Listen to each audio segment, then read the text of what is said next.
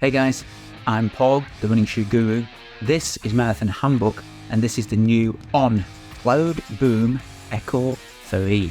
It's the third generation of On's premium road racing competition shoe, carbon plated, all the bells and whistles. We've got everything going on here. Is it the best one yet? Well, I've taken it for a couple of little runs, trying to pick up the pace a little bit to see exactly how it performs. So first of all, let's have a look at some of the stats. The Cloudboom Echo 3 from On is £260 in the UK, $290 in the US.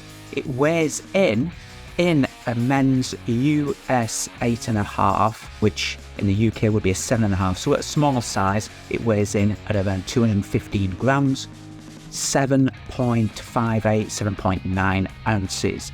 The stack is 37 millimeters in the heel, dropping 9 mil to 28 mil in the forefoot. Carbon fiber plate running the full length of the shoe. What is interesting is whilst On have made it visible both in the heel and the forefoot, and on the medial side of the shoe in the forefoot here as well, I'm not sure how much of the width of the shoe it takes up in the centre. So it would be interesting to see a kind of a cutaway of the actual carbon plate inside the shoe. There's no denying it's in there. I'm just wondering, is it a continuous? Did they describe it as a full carbon plate or speedboard? Interesting that it's exposed, so I'm wondering kind of what kind of shape it takes within the shoe. But it's certainly there, it's certainly curved, and it's certainly quite aggressive under the forefoot as well. This is On's Helion HF, Hyperform, they're calling it, but essentially it is a P-Bax based material.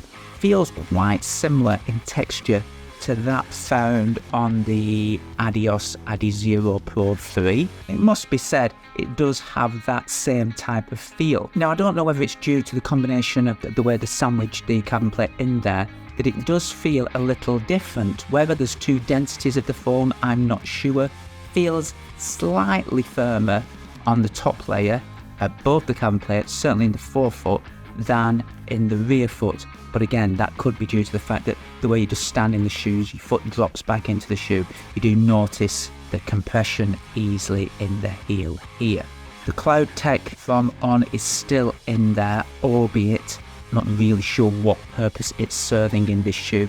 It will make it a little softer. It will act in adding a little bit of flexibility in the forefoot, although you've got a carbon plate which stiffens things up, so that would kind of be counterintuitive. It does make things a little bit softer. It reduces the weight as well a little bit. I think that's just a nod to the traditional cloud cushioning technology, to be perfectly honest.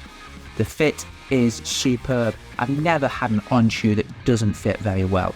In this, it's a racing shoe. It's a very slim, very wraparound feel, quite a minimalist design, thin mono mesh, there's no lining in there at all, one piece of fabric, slight lining to the heel collar, neatly finished, shall we say, nothing to intrude around the Achilles tendon area. Very striking colour, must just be said as well, I've only ran a couple of times in these and I was really quite disappointed. I like to keep my racing shoes looking rather pristine, but they did pick up a little bit of road rash and a little bit of dirt from the road on them. The fit is superb. When you're lacing this shoe on, it really does feel quite special. I think it hints at the intentions of the shoe, the way it's going to be feel fast, and it's just raring to get going.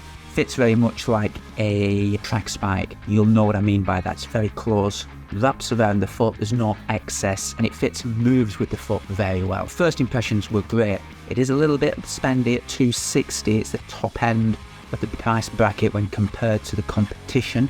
But how did it fare? Interestingly, that on the box of the shoe, On say that this shoe is good for 4 marathons. Just over 100 miles, guys. So it is built for speed, it's built for high performance. I would keep it just for race day. I wouldn't be tempted to do training sessions in it. My first session in the shoe was on a treadmill. I did mile reps and on a smooth, flat, straight line surface, absolutely superb. Really nice flow through the shoe. On mile rep kind of distances, I would drop a little bit towards the heel at my foot, heel to mid foot, shall we say, but the roll off from the plate was great. The first real test came for a 5k race that I did a park run. This is a 5k time trial. type of race. Got a big hill on this course, so it's an up and down kind of route, and it's a little bit twisty-turny. To be honest, I was a little bit apprehensive about wearing this shoe for that particular course. I would have preferred to have gone to a flat, straighter type course for this shoe. I felt when running in the shoe, because of that track-like experience in terms of the fit, it would be better for that.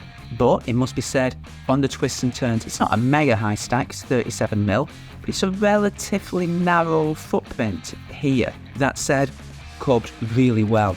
It did pick up a lot of the tarmac.